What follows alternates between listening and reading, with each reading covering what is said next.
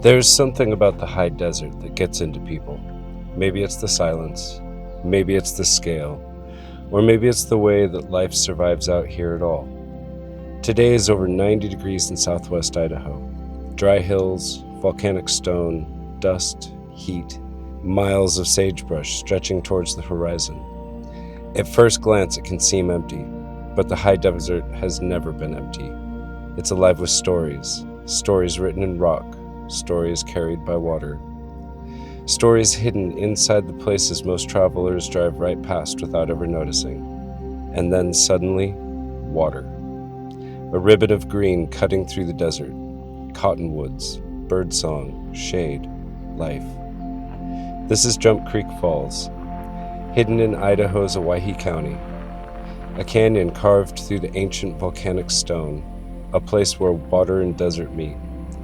Places like this feel different, not just beautiful, but alive, like the desert was keeping a secret. And today we're going to spend some time listening. Out here, water means everything. In the wetter places, people stop noticing it. The rivers become scenery, the creeks become background noise. But in the high desert, water becomes sacred almost automatically, because without it, nothing survives. You can feel it immediately inside the canyon. The air changes, the temperature changes, the sounds change. Life gathers around the water. Plants, birds, insects, mammals, people. Every living thing depends on it. Long before the hiking trails and parking lots existed, Indigenous peoples understood this landscape deeply. The broader Owyhee region carried deep connections to the northern Paiute, Shoshone, Bannock, and other peoples who traveled through these deserts for thousands of years. It wasn't empty land, it was known. Survival required intimate knowledge of the water sources, seasonal movements, edible plants, weather patterns, and migratory routes. Places like Jump Creek would have mattered enormously. Reliable water and dry landscape always matters, even today. Modern visitors often come seeking beauty, but whether they realize it or not, they're responding to the same thing that people have responded to for thousands of years. Water is life, refuge. The desert teaches respect. It reminds us how precious simple things are. The canyon itself was born of fire. Millions of years ago, enormous volcanic eruptions shaped most of Cascadia. Lava flowed across the vast portions of the landscape. Layers upon layers accumulated, creating volcanic plateaus that became much of Owyhee country.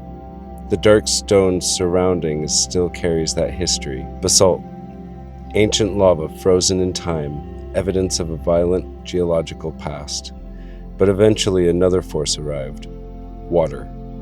Not dramatic, not explosive, patient, relentless. Given enough time, even a small stream can reshape the earth. Winter runoff, spring floods, season after season, century after century, millennia upon millennia. Water slowly carved down through the stone, creating the canyon we see today. That's one of my favorite lessons from this place. The landscape isn't static, it's always changing. The canyon isn't finished, the waterfall never stops. The creek isn't static, even the stone changes. The desert moves slowly, but it never stops moving. Many people see the desert and assume it's lifeless, but nothing could be further from the truth. The high desert is one of the most resilient ecosystems in North America. Everything here has adapted to survive scarcity. Water is limited, summer heat can be intense, winter temperatures can plunge below freezing, and yet life flourishes. Sagebrush dominates much of the landscape. Its silver-green leaves help conserve moisture. Its roots search deeply for water. Entire ecosystems depend on it. Birds nest within it, mammals shelter beneath it, countless insects rely on it. The pronghorn roam portions of the Owyhee country, coyotes patrol the ridgelines, golden eagles circle overhead. Even the smallest creatures play important roles. Life here survives not because conditions are easy. but because life adapts. The desert rewards resilience, and perhaps that's why so many people feel connected to it. There's something deeply inspiring about seeing life thrive against the odds. Today, Jump Creek has become one of the most popular outdoor destinations in southwest Idaho. It's easy to understand why. You walk through the dry volcanic desert and then suddenly discover a canyon full of flowing water. The water's hidden among the rocks. It feels impossible. But I don't think people come here only for the waterfall. I think people come because places like this connect us to something inside. Modern life is loud, fast, constant. Notifications, schedules, traffic, screens, information. And then you walk into a canyon like this, and the noise begins to fade. The sound of water takes over. The pace slows down. Your attention shifts, and you begin to notice details again. Light on the leaves, birdsong, the wind, the movements of the water over stone. Something older wakes inside of us. Maybe it's memory, maybe it's instinct, maybe it's simply peace. Whatever it is, places like this provide us something increasingly rare: space. Not just physical space, but mental space, spiritual space, the opportunity to remember that we are part of the natural world and not separated from it. Jump Creek Falls isn't a big waterfall. It isn't located inside a famous national park, and from the road you'd never know it was there. Maybe that's exactly what makes it special. It feels discovered. Not conquered, not commercialized. A place where stone, water, history, and life continue their ancient conversation. The high desert changes people. It teaches patience, silence, and awareness. It teaches you to notice the water, to notice the shade, to notice the wind.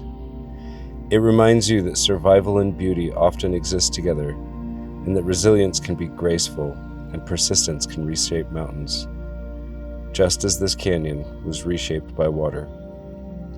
Maybe that's the spirit of the high desert. Not emptiness, but resilience, persistence, life finding a way. Out here, the earth often feels ancient, still feels alive.